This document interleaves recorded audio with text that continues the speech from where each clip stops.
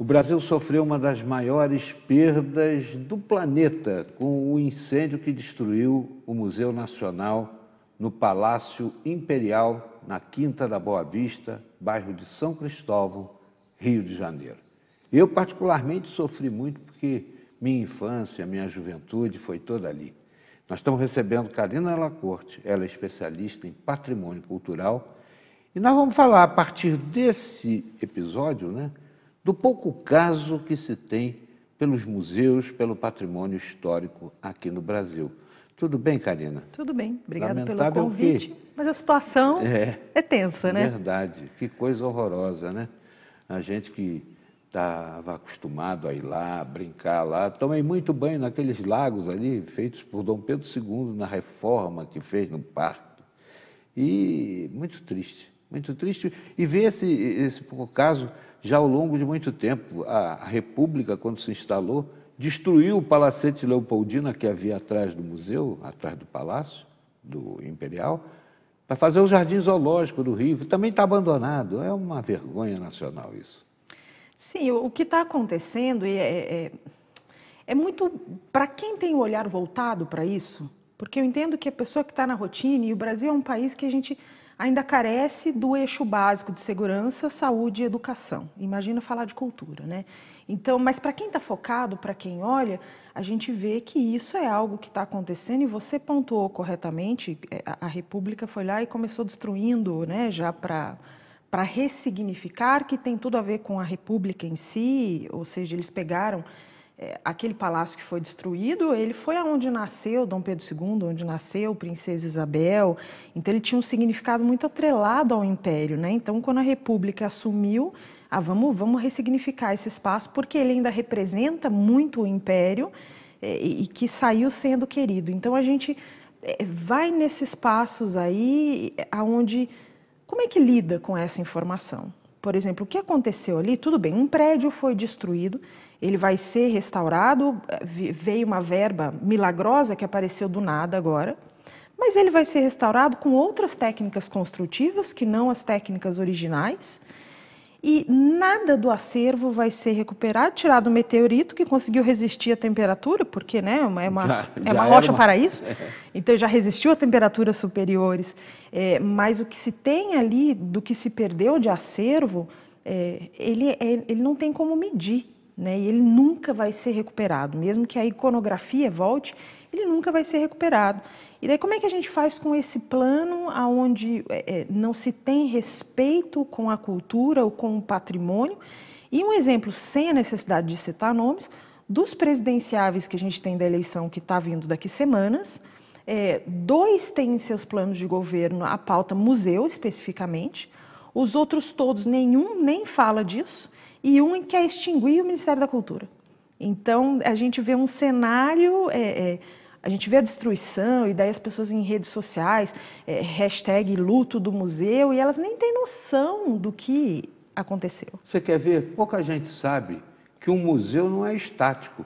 Nós temos lá aquelas disposições, mas tem um bando de pesquisadores, um bando de cientistas, né, fazendo trabalhos, desvendando mistérios arqueológicos e também aspectos de antropologia e de uma série de situações, né? O museu é dinâmico. E agora vão fazer o seguinte, nesse socorro, né? Primeiro que vão construir um prédio feito com pedra, barro e óleo de baleia com cimento armado, né?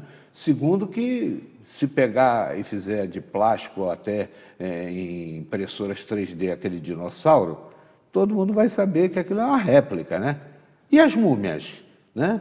Agora acharam um crânio, estão dizendo lá que foi da Luzia. Vamos ver se foi difícil, mesmo. Mas... É meio complicado, porque tinha um monte de crânio lá também. E várias réplicas, né? E réplicas também. Então, é uma reconstrução fictícia.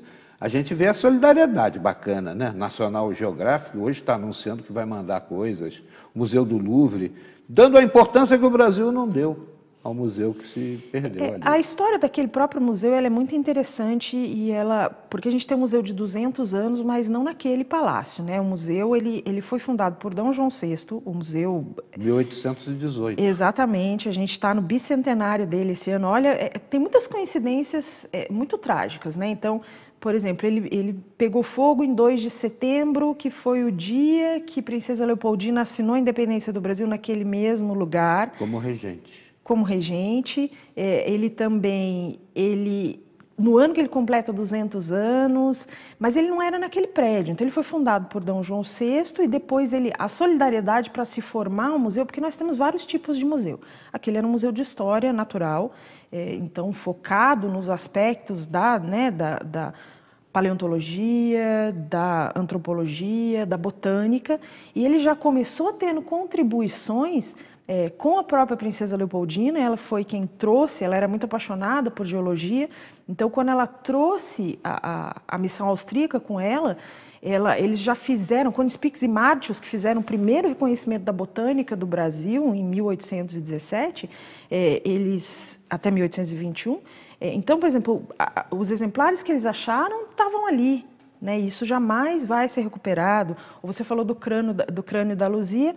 A Luzia comprova o nosso vínculo de 12 mil anos atrás, com uma das primeiras ondas migratórias da América, e por conta da localização dela aqui no nosso país, gerou-se uma série de estudos em universidades do mundo. E daí? Ela se foi, não tem mais aquilo, porque estudos, como você falou, o museu tem vida, e a equipe que trabalhava naquele museu, que era mantida pelo UFRJ, que na época que pegou a concessão era a Universidade do Brasil, não era nem o UFRJ, aqueles pesquisadores, e tem imagens muito fortes deles entrando no meio do fogo e recuperando, às vezes você vê o que podiam, o que podia, né? Porque aquele é o trabalho da vida inteira de algumas pessoas.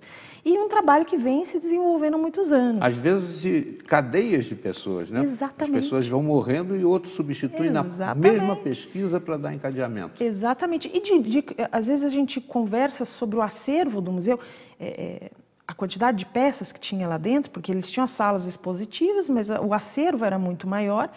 Então, depois que a tragédia aconteceu, a gente vai conversar com pessoas e fala assim, poxa, mas os nossos dinossauros. O Brasil tinha dinossauro? Então, a pessoa não tem nem esse conhecimento prévio.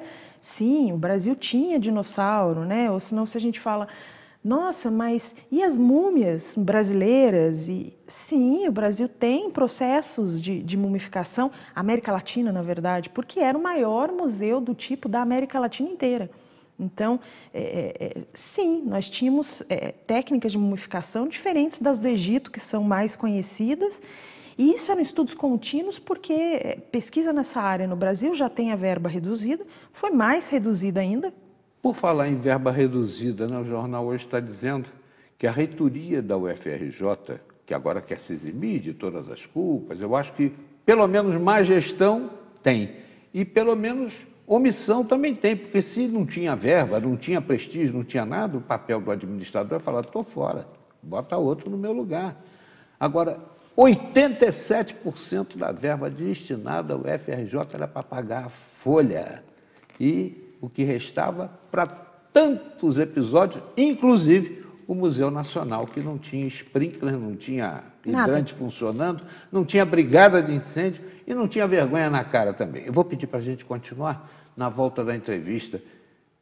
E todos os museus, acho que estão assim. Nós temos aqui situações de grafitagem autorizada em museu. É já já, não sai daí.